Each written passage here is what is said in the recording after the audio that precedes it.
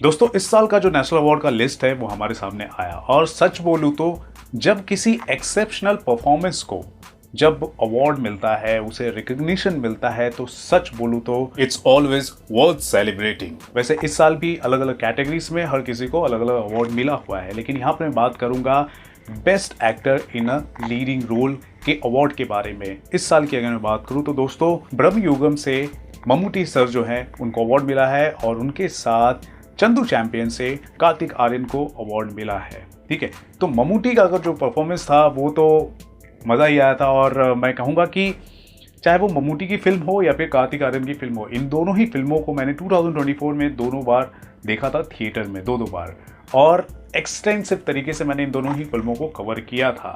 एक तरफ black and white में एक जो हॉरर जो फिल्म था उसका जो चित्रण किया गया था, उसने सारे कन्वेंशन को दरकिनार करते हुए हमारे सामने एक अलग फिल्म पेश किया और powered by Mammootty's performance it was a great. और दूसरी तरफ एक स्पोर्ट्स बायोपिक फिल्म जिसके अंदर पैरालंपियंस की अगर बात की जाए जो हमेशा होती नहीं थी उसको दिखाया गया, और साथ ही साथ जो एक स्ट्रॉन्ग वे में जो कॉन्वर्सेशन स्टार्ट होनी चाहिए स्पोर्ट्स को लेकर वो क्रिएट हो गई थी, elevated by the powerful performance of Kartik Aaryan. तो यहाँ पर अगर मैं इस साल की बात करूँ तो हर साल के मुकाबले इस साल जो अवार्ड मिला गया है, स्पेशली कार्तिक आर्यन को जो अवार्ड मिला गया है वो क्यों एक्सेप्शनल है और क्यों वर्थ सेलिब्रेटिंग है, इस पर मैं चर्चा करना चाहूँगा। तो दोस्तों कार्तिक आर्यन ने जो प्रदर्शन किया था चंदू चैंपियन के लिए, उन्होंने सिर्फ अपनी भूमिका में कैरेक्टर में आकर वो परफॉर्म नहीं किया था, बल्कि उसके लिए उन्होंने खून पसीना और जो पेन होता है हर तरह से और जो वक्त देना होता है वो सारी चीज़ें उन्होंने डेडिकेट कर दी। और आजकल के जो सुपरस्टार्स होते हैं वो इन चीज़ों को करने से अपने आप को डिस्टेंस मेंटेन करते हैं या फिर ऐसा ना करने से उनको सेफ फील होता है। तो उस स्टीरियोटाइप को तोड़ते हुए कार्तिक आर्यन ने इसमें काम किया था। सबसे पहली बात, कार्तिक आर्यन ने इस फिल्म के अंदर ना सिर्फ सीरियसनेस दिखाई है बल्कि कॉमिक जो एंगल होता है वो भी दिखाया है, जो रोमांटिक एंगल होता है वो भी दिखाया है, और जो एक अलग किस्म का जो जुनून होता है, जज्बा होता है और जो देशभक्ति होती है वो भी इस फिल्म के अंदर दिखाया है। तो एक्टिंग के पर्सपेक्टिव से देखा जाए, रिएक्शन के पर्सपेक्टिव से या फिर एक्सप्रेशन के पर्सपेक्टिव से देखा जाए तो कार्तिक आर्यन ने टू द पॉइंट एक अच्छा प्रदर्शन इस फिल्म के अंदर निभाया है। लेकिन उसके अलावा इस तरह के रोल को निभाने के लिए जो फिजिकल जो चैलेंजेस होते हैं और जो स्किल सेट्स जो होती हैं उसमें भी आपको महारत हासिल करनी पड़ती है। जैसे कि वो इस फिल्म के अंदर स्पोर्ट्स के बैकग्राउंड में एक स्पोर्ट्स पर्सनालिटी को परफॉर्म कर रहे हैं, तो उसके लिए फिजिकली आपको फिट होना भी पड़ता है। यहाँ पर कार्तिक आर्यन ने एक 6 पैक्स एब्स बनाए हैं, बॉडी को अलग किस्म से ट्रांसफॉर्म किया है, और ऐसा करने के लिए आपको मैं बता दूं स्ट्रेंथ ट्रेनिंग की ज़रूरत पड़ती है, कार्डियो, स्ट्रिक्ट डाइट, रिकवरी भी करनी पड़ती है, क्योंकि आप जब ज़्यादा इतना मेहनत करते हो, आप बॉडी ट्रेनिंग करते हो तो कहीं ना कहीं आपका बॉडी पेन भी करता है, तो उस बॉडी पेन से रिकवरी में भी हील होने भी वक्त लगता है, और साथ ही साथ लगातार जो डिसिप्लिन होता है उसे भी मेंटेन करना पड़ता है। तो इस तरह के बॉडी ट्रांसफॉर्मेशन के लिए मैं आपको बता दूं जो फैट होता है उसे कम करना पड़ता है, मसल बिल्डिंग करनी पड़ती है, 6 पैक्स एब्स जो होता है उसे लाना पड़ता है, जो जैसा कार्तिक आर्यन इसके अंदर दिख रहे हैं, कोई CGI नहीं है, कोई VFX नहीं है, 6 पैक ऐप उनका खुद ही दिख रहा है। तो इस तरह की ट्रांसफॉर्मेशन के लिए लगभग मैं आपको बता दूं 6 से लेकर 12 महीने का वक्त लगता है। अकेले सिर्फ 6 पैक्स ऐप निकालने के लिए 3 महीने से लेकर 4 महीने का वक्त लगता है, और ये मिनिमम टाइम मैं आपको बता रहा हूँ, वो भी तब जब आपने बहुत ही स्ट्रिक्ट आपने डाइट फॉलो किया हो, स्ट्रिक्ट ट्रेनिंग की हो।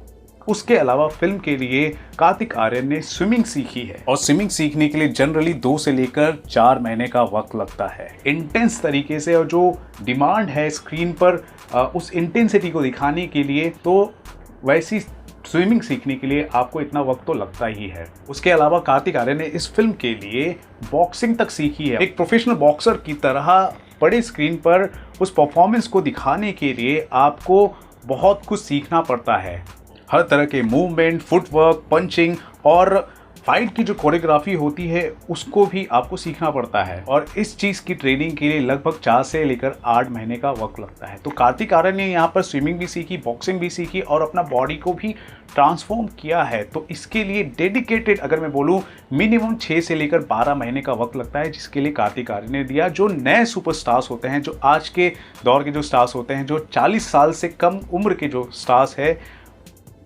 उन्होंने तो ऐसा नहीं किया है। मेरे ख्याल से बहुत कम ऐसा देखने को मिलेगा, लेकिन ऐसा नहीं किया है और कार्तिक आर्यन ने किया है। इस फिल्म के लिए वो डेडिकेशन दिखाया है। तो इसलिए ये जो उनका परफॉर्मेंस है, ये कोई छोटा मोटा परफॉर्मेंस नहीं है। और यही सारी वजह है कि नेशनल अवार्ड के मंच पर भी वहाँ के जो जूरी मेंबर्स हैं उनको भी थोड़ा सा मजबूर होना पड़ा कि यार कार्तिक आर्यन को अवार्ड देना ही पड़ेगा, क्योंकि उन्होंने साबित किया है। एक्टिंग तो उन्होंने किया ही किया, साथ ही साथ जो ट्रेनिंग होता है वो भी किया, और फिल्म तो ऑलरेडी पिछले महीने मैंने बताया था कि कैसे कार्तिक आर्यन की ये जो फिल्म है चंदू चैंपियन की, हमारी जनरेशन की one of the best film है। और स्टार्टिंग में जब फिल्म रिलीज़ हुई थी तो उसने तो बहुत अच्छा प्रदर्शन किया था, considering the genre sports drama के हिसाब से बॉक्स ऑफिस पर अच्छा प्रदर्शन किया ही था फिल्म ने। लेकिन मैंने कहा था कि और भी ज़्यादा इसका कलेक्शन होना चाहिए था बॉक्स ऑफिस पर, और भी ज़्यादा। और ये जो परफॉर्मेंस था बहुत ही ज़्यादा चर्चा करने वाला था, बात करने वाला था, कॉन्वर्सेशन स्टार्ट हो गई थी। पैरालंपियंस जो है उनके बारे में कॉन्वर्सेशन स्टार्ट हो गई थी। तो सिनेमा का काम क्या होता है? सिनेमा का काम होता है हमारी सोसाइटी को पॉजिटिव डायरेक्शन में बदलना, बातचीत को आगे बढ़ाना, एक नया ट्रेंड स्टार्ट करना, और इस फिल्म ने वही काम किया है। इस फिल्म के बाद ही आप देखोगे जो भी पैरालंपियंस हैं उनके बारे में चर्चा शुरू हो गई। फिल्म में जिस किरदार को निभा रहे कार्तिक आर्यन, मुरलीकांत पेटकर जी, जिन्होंने पहला गोल्ड मेडल भारत के लिए जो जीता था, उन पर चर्चा होनी शुरू हो गई। कोई वेल नोन सेलिब्रिटी के ऊपर फिल्म बनती है और फिल्म चल जाती है, लेकिन यहाँ पर ऐसा पहली बार हुआ कि फिल्म पहले आई। जिस पर्सनालिटी के ऊपर बायोपिक बन रही है, जो फिल्म बन रही है, उस पर्सनालिटी को हम नहीं जानते, लेकिन फिल्म बनने के बाद उस पर्सनालिटी को हमने जानना शुरू किया। और ऐसा असर हुआ कि जो मुरलीकांत पेटकर जी है उनको राष्ट्रपति से अवार्ड सम्मानित किया गया, लाइफ टाइम अचीवमेंट जो अवार्ड है, अर्जुना अवार्ड है।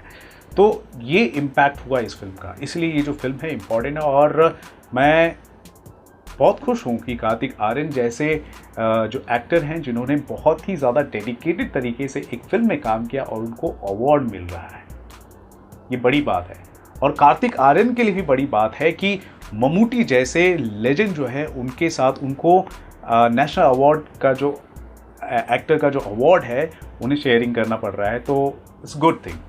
तो ये जो अवार्ड वाला जो इस साल का जो रहा, जो लिस्ट रहा, विनिंग लिस्ट जो सामने आया, मैं कहूँगा बहुत अच्छा है। और इस तरह के परफॉर्मेंस को और भी ज़्यादा हमें सराहना चाहिए। और मैं उम्मीद करता हूँ कि जिस हिसाब से कार्तिक आर्यन ने परफॉर्म किया है इस फिल्म के लिए, आने वाले वक्त में और भी जो स्टार्स होंगे वो कुछ ऐसा ही डेडिकेशन दिखाएंगे, और उस डेडिकेशन के साथ जब फिल्म बनेगी, तो एक अच्छी फिल्म जब बनेगी तो आई एम डैम श्योर उसको लोग सराहना करेंगे, उसको लोग प्रोत्साहित करेंगे।